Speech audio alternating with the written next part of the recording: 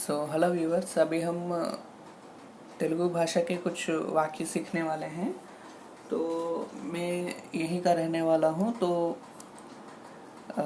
अभी हम कुछ वाक्य सीखते हैं, ठीक है। तो इदी ఒక पुस्तकम, ओके। सो इदी ఒక पुस्तकम, इसका मीनिंग होता है, ठीक है, आप देख पा रहे होंगे यहाँ पर, इदी ఒక पुस्तकम, इसका मीनिंग होता है यह एक पुस्तक है, ठीक है। अधिकतर हम तेलुगु में क्या करते हैं कि जो भी शब्द हिंदी के या संस्कृत के प्रमुख रूप से होते हैं तो उसमें हम माँ लगाते हैं। जैसे हिंदी में पुस्तक हुआ तो तेलुगु में पुस्तकम कहते हैं। संस्कृत में भी ऐसा ही होता है, ठीक है। बहुत सारे शब्द संस्कृत से मिलते जुलते हैं तेलुगु के। उसी के अनुसार जल, जिसको हिंदी में कहा जाता है, जो हमारी पुरानी तेलुगु थी उसमें हम जलम भी कहते थे, ठीक है। अभी तो नहीं कहते हैं, लेकिन बहुत सारे शब्द आपको ऐसे ही देखने को मिलेंगे, ठीक है। तो इदी का मतलब होता है यह, इदी ओका पुस्तकम, यह एक पुस्तक है। वैसे ओका ये जो है ये किसी भी वस्तु के लिए प्रयोग किया जाता है एक के रूप में, लेकिन एक्चुअली नंबर्स में जब हम इसका प्रयोग करते हैं तो हम ओकटी कहते हैं, ठीक है, ओकटी, ठीक है। तो इसको हम ओकटी कहते हैं, इसका मीनिंग होता है एक, ठीक है। लेकिन जब हम सेंटेंस में इसका प्रयोग करते हैं तो ओका कहते हैं, लेकिन जो दूसरे नंबर्स हैं वो एज इट इज़ उसका प्रयोग किया जा सकता है। लेकिन एक जो नंबर है उसको हम सेंटेंस में ओका कहते हैं, ठीक है। इदी ओका पुस्तकम, ओके। जैसे इंग्लिश में होता है दिस इज़ ए बुक, ऐसा कहा जाता है, ना कि दिस इज़ वन बुक, ऐसा नहीं कहा जाता, ठीक है। तो इसी तरह तेलुगु में भी है, ठीक है। इदी ओका पुस्तकम, यह एक पुस्तक है। उसी प्रकार जब हम कहना चाहते हैं कि यह दो पुस्तकें हैं, ठीक है, इस प्रकार अब यहाँ पर देखिए पुस्तक में अब देखिए यहाँ पे क्या है कि बहुवचन है, ठीक है। यह दो पुस्तकें हैं, ठीक है। So these are two books, इवी రెండు पुस्तकालु, ठीक है। अब यहाँ पर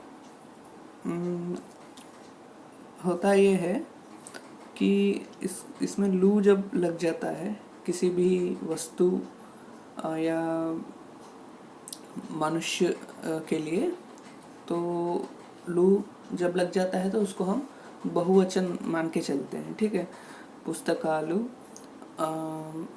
मनुष्य, ठीक है। मनुष्य हम कहते हैं उसको तेलुगु में मनुष्य कहते हैं, ठीक है। तो मनुष्युलु, ठीक है। ऐसे पेन जो होता है उसको हम पेन ही कहते हैं, लेकिन जब उसको बहुवचन में बदलते हैं तो पेन्नुलु, ठीक है, ऐसा बहुवचन हो जाता है। तो अब यहाँ पर ये एक बात आप याद रखिए कि यह जो है वो एक वचन के लिए या बहुवचन के लिए हिंदी में एक रूप से प्रयोग किया जा सकता है, लेकिन तेलुगु में जब यह बहुवचन के लिए प्रयोग होता है तो उसको हम ईवी कहते हैं, ठीक है, ईवी। जैसे इंग्लिश में होता है दिस, यह एक पुस्तक है, this is a book. So English में जब बहुवचन में ये वाक्य बदलते हैं तो कैसा हो जाता है, दीज आर बुक्स, ठीक है, दीज आर टू बुक्स, ठीक है। इवी रुंडू का मतलब होता है दो, पुस्तकालु, ठीक है। तो ऐसा हम कह सकते हैं, ठीक है। तो आपको नंबर से याद रखना चाहिए, ठीक है। रुंडू मीन्स दो। अब एक को छोड़कर सभी numbers as it is sentence में यूज़ किए जा सकते हैं, ठीक है। तो इदी का मतलब होता है यह, ईवी का मतलब भी यह होता है, लेकिन ये बहुवचन के लिए प्रयोग किया जाता है, ठीक है, ईवी, ठीक है। दीज, इंग्लिश में दीज कहते हैं, ठीक है। लेकिन वही वस्तु जब दूर है तो उसको हम क्या कहते हैं, those are two books, these are two books, ऐसे, ठीक है। तो अभी के लिए जो वस्तु हमारे पास है उसी का उदाहरण दे रहा हूँ, ठीक है।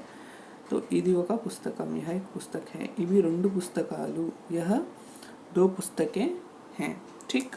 अभी देखिए प्रैक्टिस करते हैं। इदी ओका पुस्तकम, ठीक है। अब यहाँ पर देखिए कितने बुक्स हैं, 2 बुक्स हैं, ठीक है। तो हम क्या कहेंगे इसको देख के, इवी रेंडु पुस्तकालु, ठीक है। इवी रेंडु पुस्तकालु, इदी ओका पुस्तकम, ठीक है। तो यह का रूप सिंगुलर फॉर्म में एक होता है और प्लूरल फॉर्म में यह का रूप अलग होता है तेलुगु में, ठीक है। तो ये समझ जाइएगा। हम नेक्स्ट वीडियो में फिर से दूसरा टॉपिक लेंगे। आपको करना कुछ नहीं है, खाली इसका एक नोट्स बना लीजिए, जो आप सीखते हैं वो नोट्स को थोड़ा रिवाइज कीजिए, प्रैक्टिस कीजिए, अपने आप आ जाता है, ठीक है। आप यहाँ पर इंग्लिश वर्ड भी यूज़ कर सकते हैं चाहे तो।